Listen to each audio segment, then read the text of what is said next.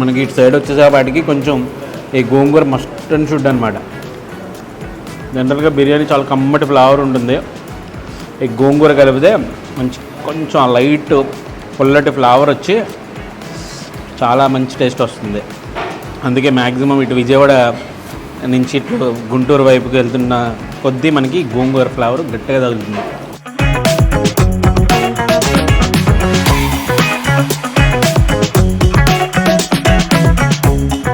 ఒక పక్క కమ్మటి ఫ్లేవరు, ఇటు గోంగూర పుల్లటి కాంబినేషను ఎరక్కొట్టింది. మీకు ఏంటంటే దమ్ బిర్యానీలో మటన్ దమ్ము కూడా చాలా బాగా ఎక్కువగా తింటుంటారు.